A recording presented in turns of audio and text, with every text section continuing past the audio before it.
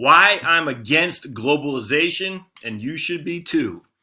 Let me just give you the background of this. I was similar to how Greta Thunberg, whatever it is being corrupted by the rich liberals who have lots of money at stake to scare kids into thinking climate change is going to kill them all. It's nuts. There was many people who have been a pawn for the quote unquote free trade economists that everyone says is the way to go. We've heard this time and again. You can't be against free trade. Free trade is, we've proven that with, it doesn't matter. You can be a Keynesian, you can be a Milton Friedman, you can be an Austrian, you can be a Marxist. All these people basically say free trade is the way to go. And I bought into that hook, line, and parcel, just like everybody else, man. I bought into it.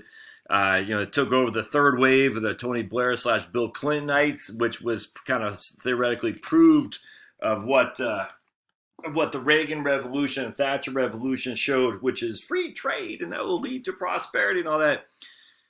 And I remember just hearing, a North American free trade agreement and thinking that was, oh yeah, it says free trade, it's got to be free trade.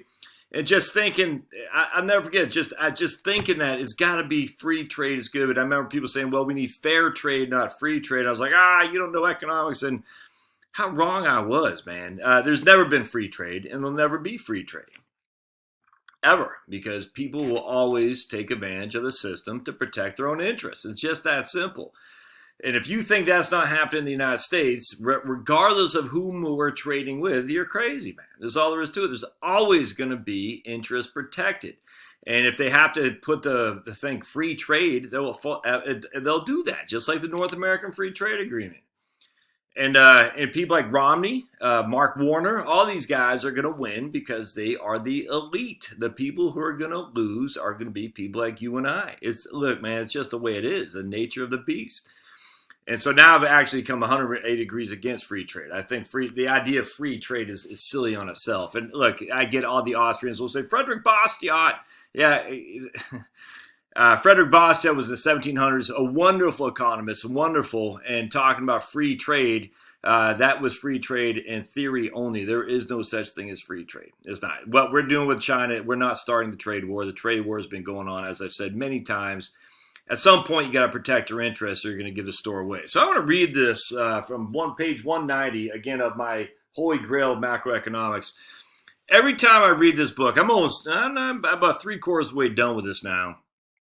It's hard for me to read it quickly because I always put it down. I sit there and I say, man, I literally, it's giving me, it's insane how prescient this was, oppression. I don't know if you know how to say it, prescient with an SH or prescient with a CIE. I don't know how to pronounce that word. So if you know it, put it in the comments. Just say SH or if that's how it's pronounced. I don't know. But anyway, prescient is what I'll say just because, we don't know how to pronounce stuff from Maine. So we're presuming that's the correct way, but I don't know.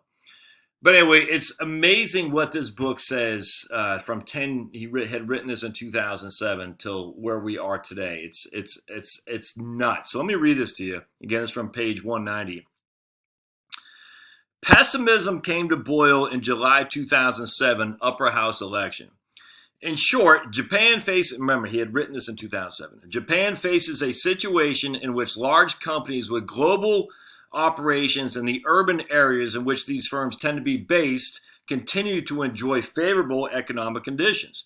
But their success no longer trickles down to small businesses in local areas.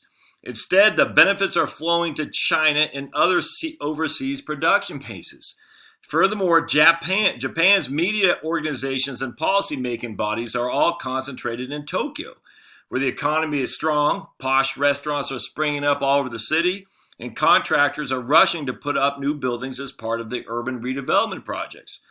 Residents in metropolitan areas, therefore, have a tendency to view public works investment in the countryside and other economic stimulus measures as nothing more than wasteful government spending. With politicians conscious of Tokyo-based media, people in rural areas are becoming increasingly desperate. This sense of desperation led 29.1% of all respondents in the Cabinet Office survey to say they were pessimistic about the future. For better or for worse, rural areas votes still carry a lot of weight because there has been little progress in the Diet's efforts to correct the imbalance of representation between urban and rural districts.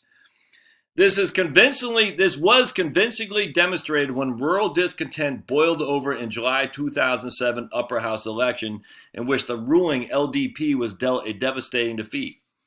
The election made it clear that politicians cannot win re-election if they listen only to the Tokyo-based media. Looking ahead, the ruling party's response to the growing domestic disparities triggered by globalization will be a focal point in forecasts of Japan's economy and politics. If things keep moving in the current direction, companies and individuals who can take advantage of globalization and draw on Chinese and Indian strengths will continue to prosper. The shares of these companies and incomes of these individuals may well rise substantially. On the other hand, small and medium-sized companies dependent on domestic demand. Let me read that again. On the other hand, small and medium-sized companies dependent on domestic demand, together with many individuals, will be unable to benefit. They may instead face increasingly difficult circumstances as businesses shift production facilities overseas, which inherently reduces domestic demand. This means the gap between globally active large and medium-sized companies on one hand and small business and individuals on the other will widen further in the years to come. Viewed from another angle, large corporations with global reach will continue to enjoy tremendous growth even as the broader Japanese economy stagnates. There's so much powerful stuff in there that's incredibly reflective of why Trump won, why Brexit won. You friggin' people in England better get your crap together. You think you just push this off for a couple more years and the fury is going to subside? That's what's happening now. The Supreme Court telling the Brexit that Boris Johnson can't essentially abandon Parliament session. You think that's going to happen? That it's going to make people, they're going to say, yeah, that was bad. I mean, we should have had it, but on to bigger and better things. You don't understand the anger that exists in Middle America or in I don't know what Middle Britain is, UK. But this globalization benefits certain groups of people: the people in Tokyo, the people in Brussels, the people in London, the people in Washington, D.C. and New York. It does not benefit the middle and lower income classes of the world. It doesn't. And just what this guy says is so part and parcel for what's going on here in the U.S.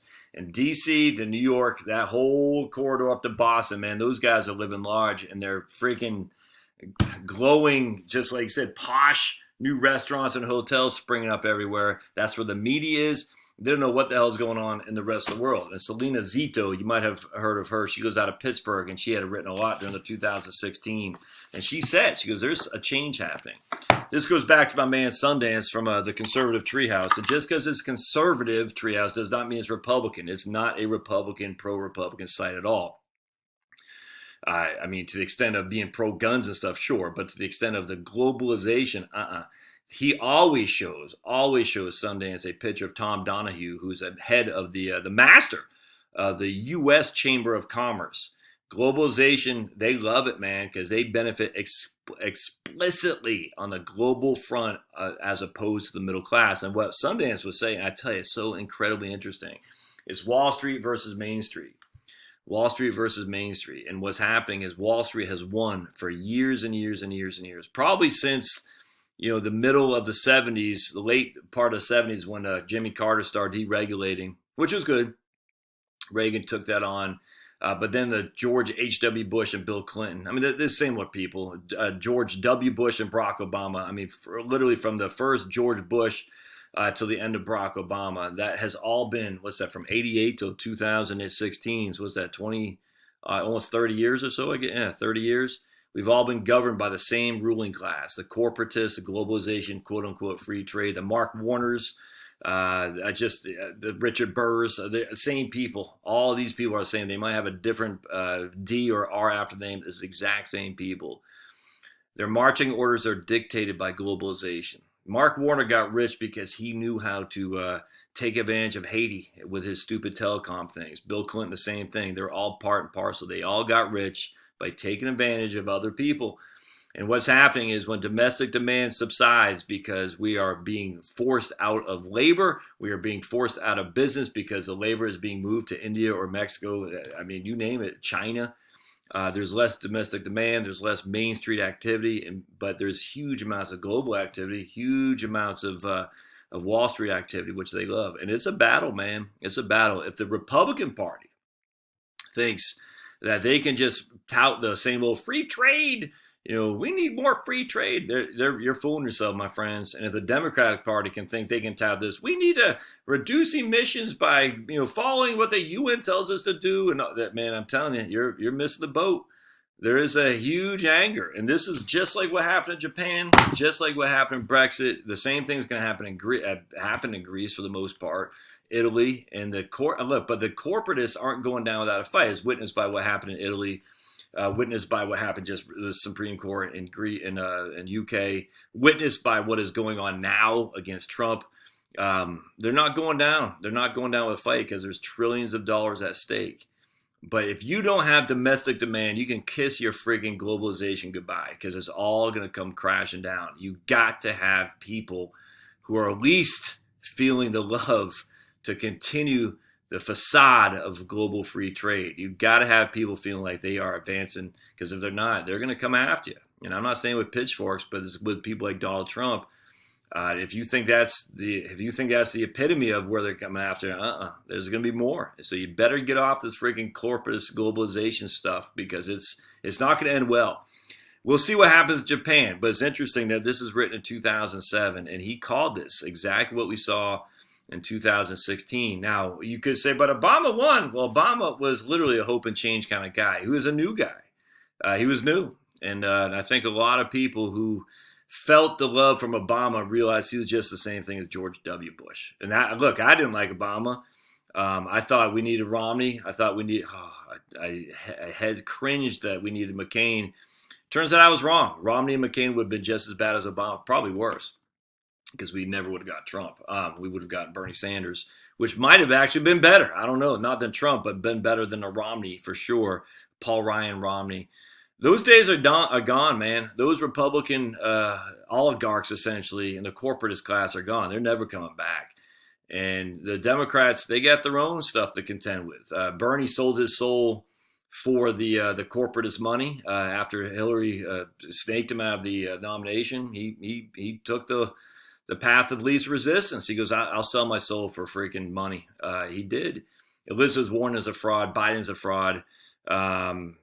The only, I guess, on the Democrats, Andrew Yang, obviously he has some unique stuff. I don't, obviously the climate change stuff infuriates me, but Tulsi Gabbard, I like them. If the Democrats were smart enough to get somebody like that after Trump, it's going to be after Trump, I think you have a good chance. But if you just put up another corporatist, you're not going to win, man. You're not. And the Republicans, same thing. You're not going to win. In fact, if anything, a Democrat corporatist will win a hell of a lot more before a Republican corporatist. The only reason Trump won is because he was not that guy. He was able to draw people from the votes who hadn't voted in years, and those just go right back under the rocks where they came the minute the Republican bring up another Romney type. Anyway, so the free trade doesn't exist. All the economists in the world who say free trade, they've been wrong, man. They think free trade exists. It does not exist. Never has, never will. Now, there could be free trade between you and your neighbor, absolutely. But there's not free trade between countries. And that's why I am not a globalist. I am a nationalist first. Oh, nationalist. In fact, it's actually funny that Trump said yesterday at the UN, the globalization, globalists are not the wave of the future. I could not have been happier to hear that. Trump said globalization is a doomed, a failed entity. It's not the wave of the future. Being a patriot for whatever country you are is the wave of the future. That didn't bring a tear to your eye. That just made me happy, because we're starting to turn here. And it's not about Democrats and Republicans. It's about the nation versus the corporate titans in the U.S. Chamber of Commerce versus the local Chamber of Commerce. And right now, we got them on the run, but they're fighting back, man. So you got to stay tuned. You got to stay strong. All right, we'll see you.